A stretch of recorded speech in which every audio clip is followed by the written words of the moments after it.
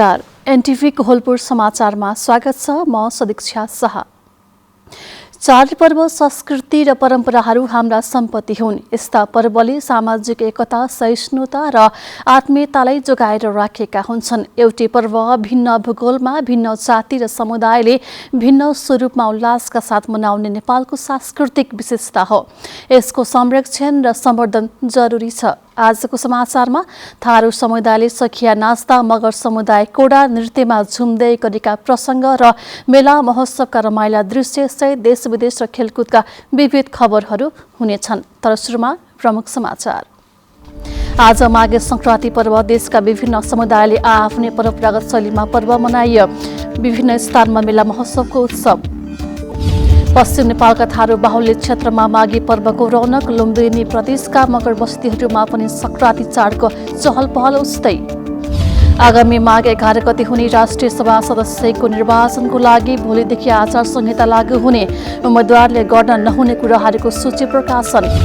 भारतीय सैनिकहरूलाई देश छोड्न मालदिव सरकारको मार्च 15 सम्मको अल्टिमेटम। सेना फिर्ता गर्ने समय सीमाको बारेमा भारत मौन। र प्रधानमन्त्री कप राष्ट्रिय क्रिकेटमा आज भएको खेलबाट एपीएफ सुदूरपश्चिम र आर्मी विजयी। कोशी प्रदेशको लगातार दोस्रो पटक हार।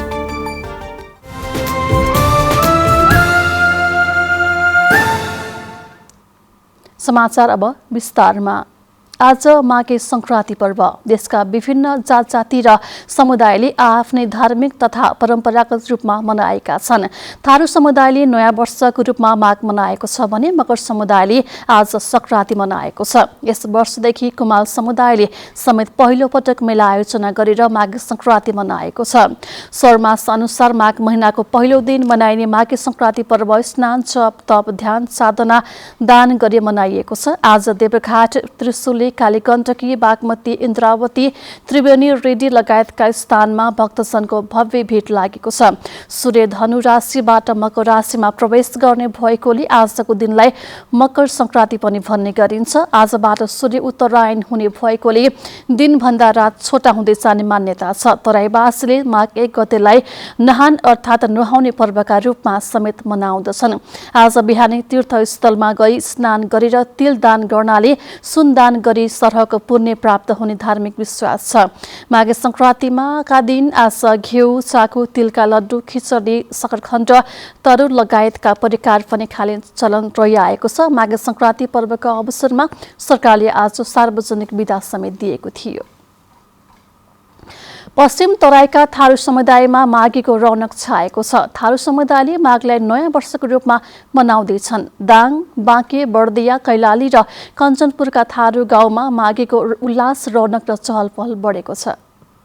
कुहिरो र चिरचिर बताससँगै जाडो चरमचुलीमा छ। यो चिसो मौसममा मगौटा नाचगान एवं गीतले थारू बस्तीहरू भने तातिएका छन्। बालकदेखि वृद्ध वृद्धासम्म माघीमा रमाइरहेका छन्। महान पर्व एवं नयाँ वर्ष माघीको उल्लास थारू समुदायमा छाएको हो।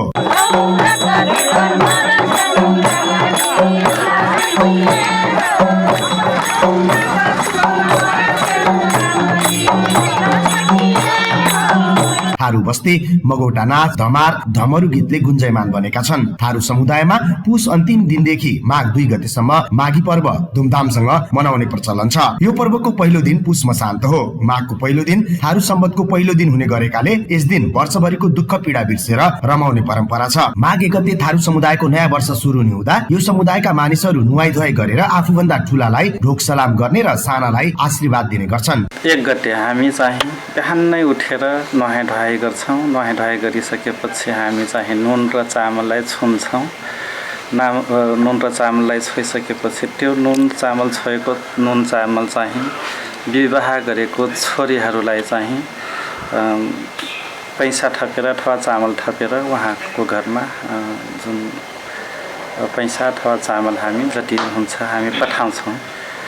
र हामी चाहिँ माघ 1 गते जुन नयाँ नयाँ खानेकुरा बनाउँछौँ, त्यो नयाँ नयाँ खानेकुरा, ताजा खानेकुरा हाम्रो थारूहरूको परिकार, त्यो परिकार पनि आफ्ना चेलीबेटीहरूलाई दिन्छौँ, नभए घरमै पनि बोलाउँछौँ। यस दिन रिस राग, आपसी वैमनस्यता, झै झगडा सबै बिर्सेर एक आपसमा आत्मीयता दर्शाउनुका साथै शुभकामना आदान प्रदान गर्ने चलन छ। यसै गरी बङ्गुरको मासु, ढिक्री, तरुल लगायतका परिकार खाने र आफन्तलाई खुवाउने गरिन्छ। यस दिन एक अर्कालाई सेवा ढोग गरेमा रिस राग, आपसी वैमनस्यताको अन्त्य हुने विश्वास थारू समुदायको छ।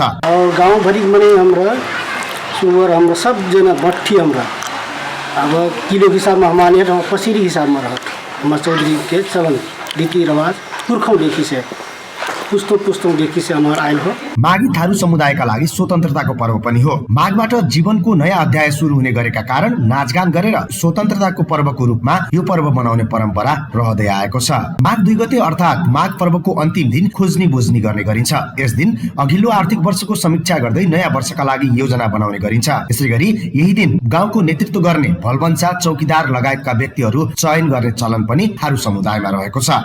यी माघ आज मनाएर भोलिदेखि हामी बरघर भन्छौँ, भलबन्चा, चिराकी भन्छौँ, चौकीदार, ती पनि अलग अलग चाहिँ नयाँ अब 1 वर्षको अवधि पुग्यो। अब नयाँ आजदेखि अब सुरुवात गर्ने भनेर अब भोलिदेखि हामी लाग्छौँ। माघी पर्व सकिएसँगै थारू समुदायमा विवाह, नयाँ घर बनाउने लगायतका कार्यको सुरुवात हुने गर्दछ। माघी धार्मिक, सांस्कृतिक, सामाजिक र आर्थिक महत्त्व बोकेको पर्वका रूपमा रहेको थारू अगुवाहरूको भनाइ छ। सीताराम ओझा, नेपाल टेलिभिजन, कैलाली। पश्चिम तराईका जिल्लामा धेरै भूमिहीन थारूको बसोबास छ। जमिनदार र गुठीको जग्गा जोतभोग गर्दै आएका अधिकांशले मोहियानी हक नपाउँदा उनीहरू पीडित रहेका छन्। त्यसमाथि उत्पादित अन्न कुदको रूपमा जग्गा धनीलाई बुझाउनु पर्ने बाध्यता छ। भाइ छोरा र दाजुभाइ बीच माघीकै दिन पारेर थारू जातिमा अंशबन्डा गरिन्छ। दाङसहित पश्चिम तराईका जिल्लामा बसोबास गर्ने थारू जातिको पुर्खादेखिको चलन हिजो आज पनि चलिरहेको छ। जमिन हुने थारूले भाइ भाइमा अंशबन्डा गरे पनि जमिनदारको जग्गा जोतेर परिवार पाल्ने थारूहरू भने घर बनाउने ठाउँ नै नहुँदा संयुक्त परिवारमा बस्नुपर्ने बाध्यता छ। दाङ देउखरीमा बस्दै आएका थारू जातिले जमिनदारको जमिन जोतभोग गरे बापत त्यसको आयस्ता स्वयं जग्गा धनीलाई दिनुपर्ने बाध्यता रहेको घोराईका लालबहादुर चौधरीको भनाइ छ। लगभग तपाईँको 1 कट्ठामा 1 बिघामा चाहिँ हाम्रो 6 कुन्टलको धान जान्छ भनेपछि लगभग 1 बिघामा चाहिँ हाम्रो 40 केजी तोरी दिने गरेको छ। जिजु बाजेको पालादेखि खनजोत गर्दै आएको जमिन स्वर्गदारी गुठीको नाममा छ। वन फाँडेर बस्ती बसालेका झिगौराका थारूले आश्रमको नाममा जमिन कसरी गयो भन्नेमा अनभिज्ञ नै छन्। दाङ देउखरीको बारी मौजाका थारूहरूले अव्यवस्थित जग्गालाई खेतीयोग्य र बस्न लायक बनाएका हुन्। स्वर्गदारी गुठीको कुल 1050 बिघा जमिनमध्ये 3500 घरधुरीले 753 बिघा जमिन जोतभोग गर्दै आएका छन्। यो जमिन 289 जना किसानको नाममा मोही लागेको छ। पुस्तौँदेखि स्वर्गद्वारीको जग्गा जोते पनि मोही बाफतको जग्गा अझै नदिएको झिगौराका अर्का प्रभु चौधरीको भनाइ छ। 2-3 पुस्ता हाम्रा गुमागी शेखली यी गुमैना आमिन फे धरती पुत्र हुई कि हाम्रो जन्म पहिली तर हमारा लड़का प्रकार हमार पीरा जीव का ट्यूबा स्वर्गद्वारी से हमरा दूर भी नहीं लोई जनटन से भी दूर नहीं होई। किसानले मोही बाफतको जमिन आश्रमको तर्फबाट पाऊँ भन्दै शीर्ष दलको नेतृत्वलाई ज्ञापन पत्र बुझाएका छन्। जनक नेपाली, नेपाल टेलिभिजन। मगर समुदायको बसोबास रहेको 12 र 18 मगरहाट क्षेत्रमा आज धुमधामका साथ संक्रान्ति पर्व मनाएका छन्। मगर समुदायका टोल तथा बस्तीहरूमा मिठा परिकार खाने तथा पहिचान झल्किने विभिन्न सांस्कृतिक कार्यक्रम गरेर पर्व मनाएका हुन्।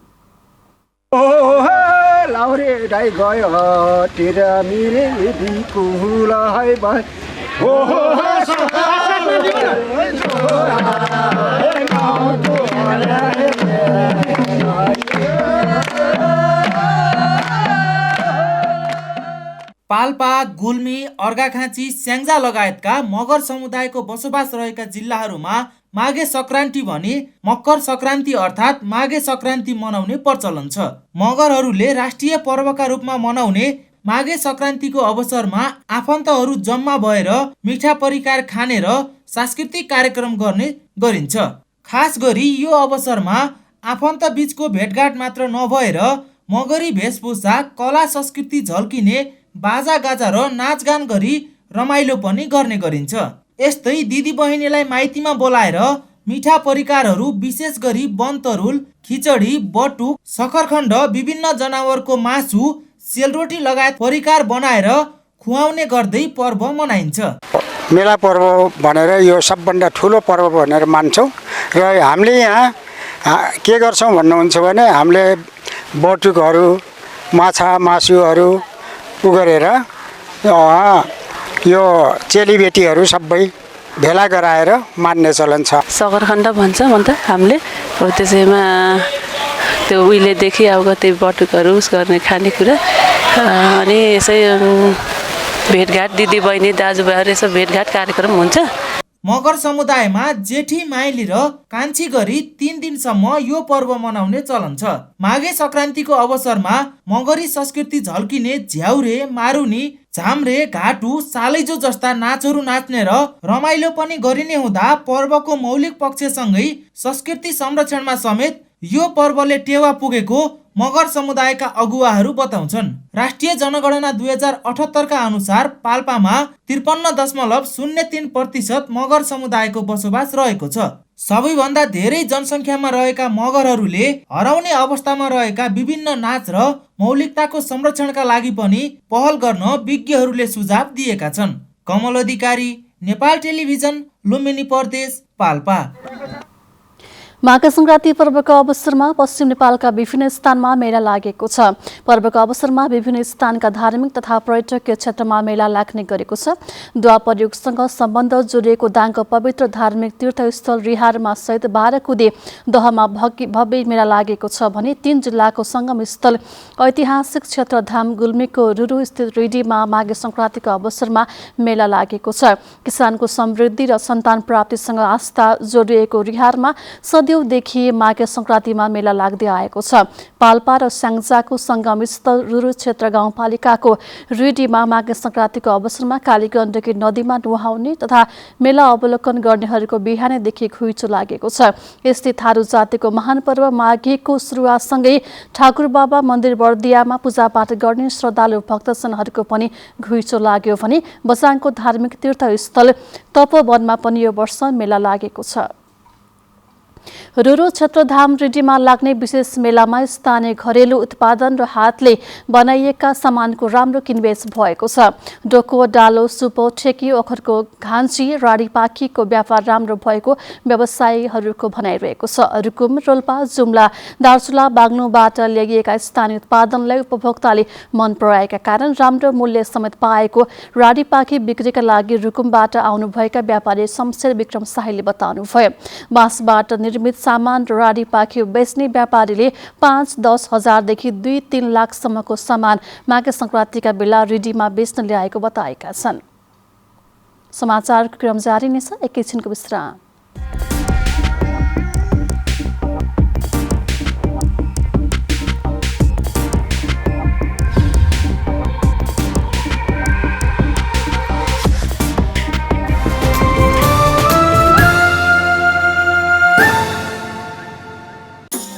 हाम्रो इतिहास, पहिचान र मूल्य मान्यताहरूको प्रतिबिम्ब हो हाम्रो संस्कृति।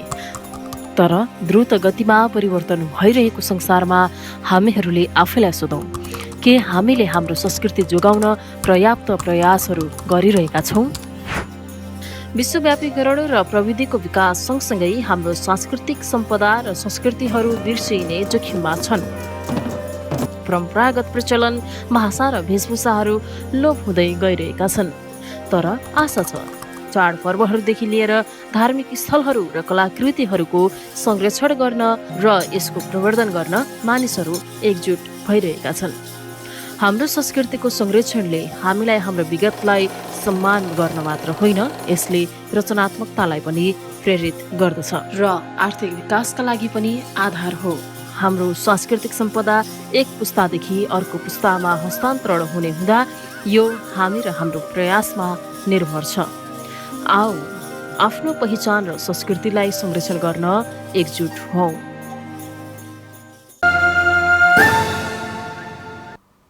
विश्रामपछि समाचारमा पुनः स्वागत छ। अब बाँकी समाचार। आगामी माघ 11 गते हुने राष्ट्रिय सभा सदस्यको चुनावको लागि भोलिदेखि आचार संहिता लागू हुने भएको छ। माघ 12 गतेसम्म आचार संहिता लागू हुने निर्वाचन आयोगले जनाएको छ। आयोगका प्रवक्ता शालिग्राम शर्मा पौड्यालले आचार संहिता अवधिभरि कुनै सार्वजनिक स्रोत साधन र सम्पत्ति कुनै दल वा उम्मेद्वारको पक्ष वा विपक्षमा हुने गरी प्रयोग गर्न वा गराउन नपाइने बताउनुभयो। प्रचार प्रसार लगायतका कुरामा पनि आयोगले गर्न नहुने कुराहरूको सूची प्रकाशन गरेको छ। कुनै सरकारी वा अर्ध सरकारी निकाय वा सार्वजनिक संस्था वा विद्यालय वा विश्वविद्यालय वा महाविद्यालयको क्षेत्र प्रयोग गरी चुनाव सम्बन्धी भेला वा प्रचार प्रसार गर्न वा गराउन नहुने विज्ञप्तिमा उल्लेख गरेको छ।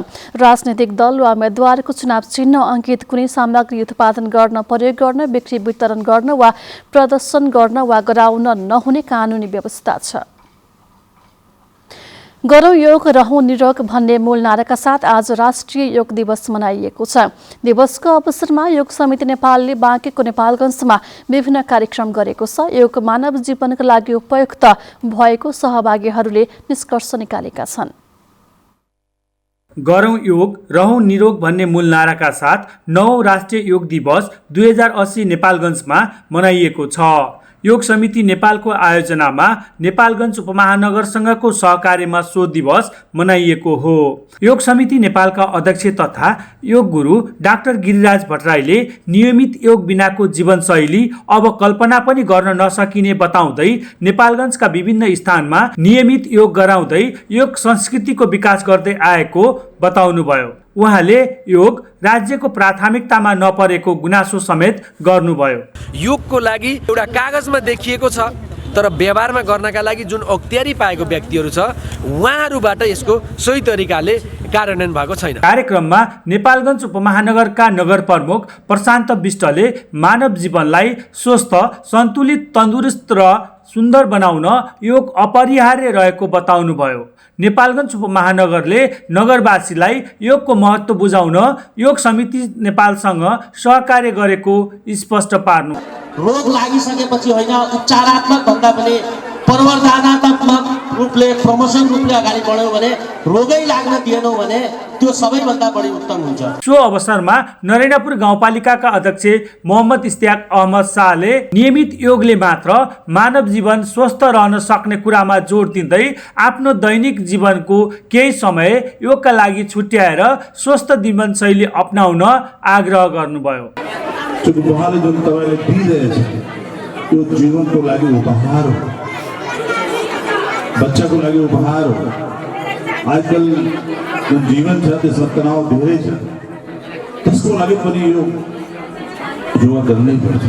योग समिति नेपालले घर घरमा टोल टोलमा योग पुर्याउन 215 जना प्रशिक्षक उत्पादन गरी 7 वटा विभिन्न जिल्ला समिति तथा विभिन्न 27 वटा योग केन्द्र सञ्चालनमा ल्याई निशुल्क योग शिविर समेत सञ्चालन गर्दै आएको छ। नेपाल टेलिभिजनका लागि रुद्र सुवेदी, लुम्बिनी प्रदेश, बाँके। वैदिक परम्परासँग जोडिएको योग अहिले विज्ञानको समयमा पनि उत्तिकै सान्दर्भिक देखिन्छ। यसको महत्त्वको बारेमा अझै प्रचार प्रसारको जरुरी छ। यसको महत्त्वलाई कसरी फैलाउन सकिएला भनेर आज हामीले बाँकेका केही योगाभ्यास गर्ने व्यक्तिलाई सोधेका छौँ। हेरौँ आजको आवाजमा।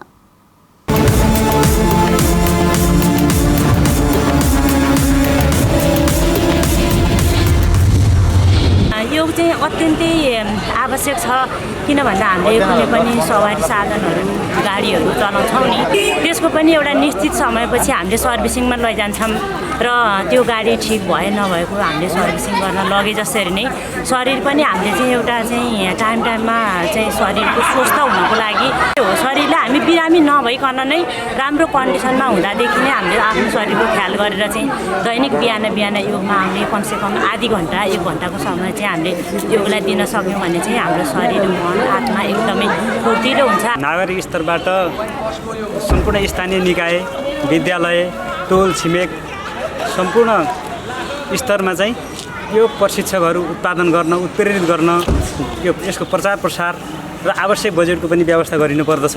अहिले चाहिँ राज्यले योगलाई जनजनमा पुर्याउनको लागि अलिकति यसलाई प्रचार प्रसारको पनि जरुरी छ र प्लस विद्यालयमा योग शिक्षालाई पनि विद्यार्थीबाट नै योग शिक्षा दिनको लागि एकदम जरुरी देख्दछु र राज्यले चाहिँ सबै ठाउँहरूमा सबै वडाहरूमा एक एकवटा योग केन्द्र चाहिँ स्थापना गरेर जनजनमा चाहिँ योग शिक्षा चाहिँ प्रदान गर्नको लागि हार्दिक अनुरोध पनि गर्दछु राज्यसित।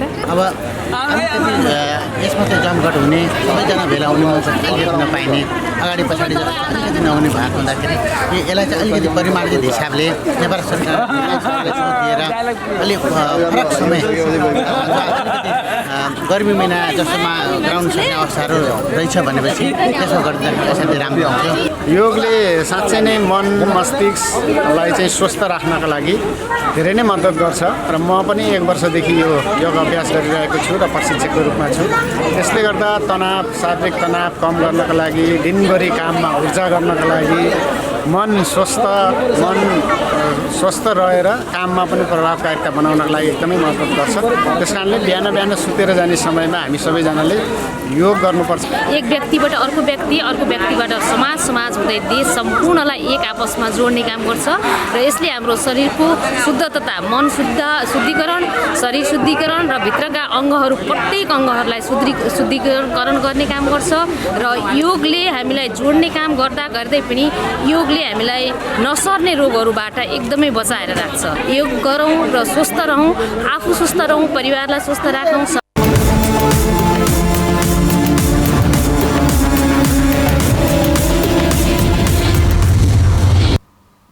समाचारको क्रम जारी नै छ, एकैछिनको विश्राम।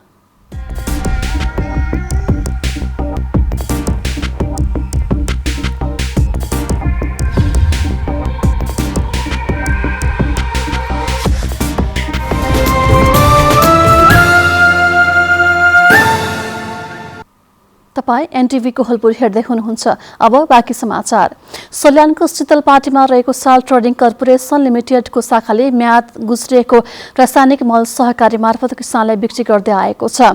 खेती शक्ति नामक जमी र डल्ला परेको र म्याद गएको रासायनिक मल सहकारी मार्फत किसानलाई बिक्री गर्दै आएको पाइएको छ। किसानले रासायनिक मल नपाएको र गुणस्तरहीन मल किन्न बाध्य भएको गुनासो गरेपछि कर्णाली प्रदेश सरकारका भूमि व्यवस्था कृषि तथा सहकारी मन्त्री भीम प्रकाश शर्माले शीतलपाटी स्थित डिपोमा अनुगमन गर्दा युरिया डिपो जस्ता रासायनिक मलको अभाव देखाउँदै शीतलपाटी स्थित साल ट्रेडिङको डिपोमा जमेर डल्ला परेको मल बिक्री गरेको खुलेको हो। अब अन्तर्राष्ट्रिय समाचार।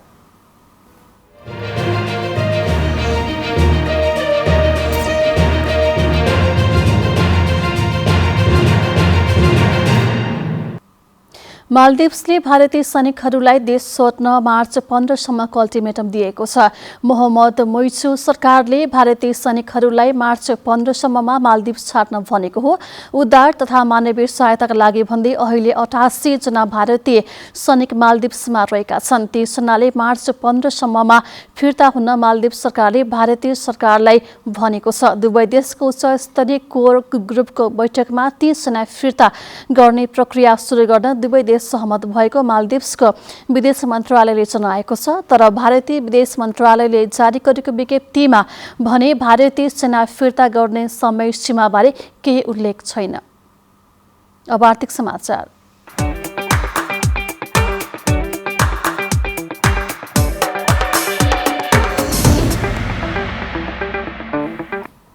सुदूरपश्चिममा बजेट कार्यान्वयनको अवस्था निराशाजनक देखिएको छ। चालु आर्थिक वर्षको 4 महिनामा प्रदेश सरकारले विनियोजन गरेको कुल बजेटको 14% पनि खर्च गर्न सकेको छैन।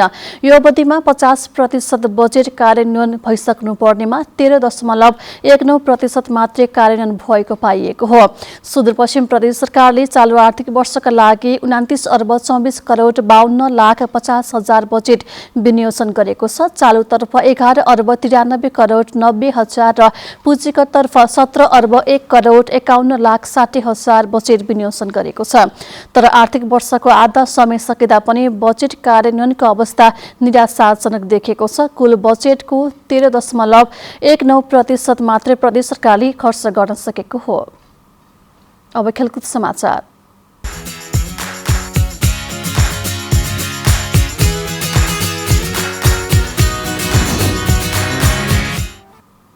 प्रधानमन्त्री कप एकदिवसीय पुरुष राष्ट्रिय क्रिकेट प्रतियोगितामा आज भएको खेलमा सशस्त्र प्रहरी बलको एपीएफ सुदूरपश्चिम र आर्मी विजयी भएका छन्। एपीएफ क्लबले कोशी प्रदेशलाई 6 विकेटले हराएको छ।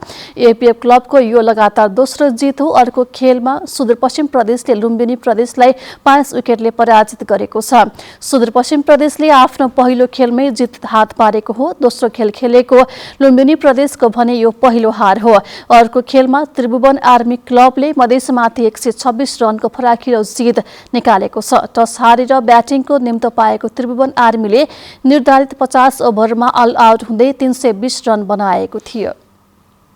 अब मौसम समाचार।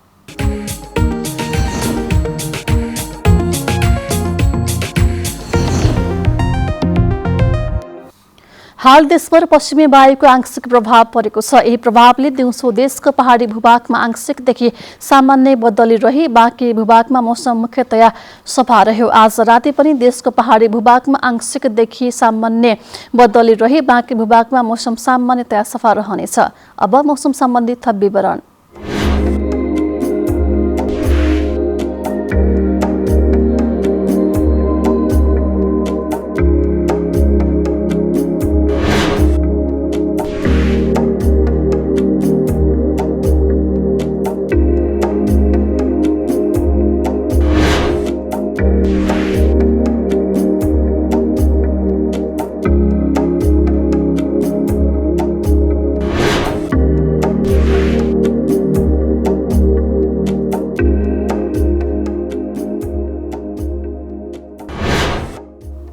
समाचारको अन्त्यमा प्रमुख समाचार पुनः एकपटक।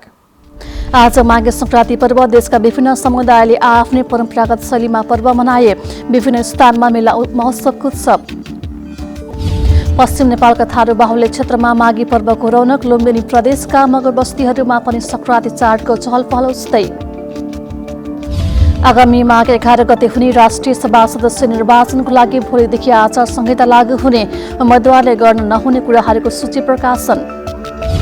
भारतीय सैनिकहरूलाई देश छोड्न मालदिव सरकारको मार्च 15 सम्मको अल्टिमेटम, सेना फिर्ता गर्ने समयसीमाको बारेमा भारत मौन। र प्रधानमन्त्री कप राष्ट्रिय क्रिकेटमा आज भएको खेलबाट एपीएफ सुदूरपश्चिम आर्मी विजयी, कोशी प्रदेशको लगातार दोस्रो पटक हार।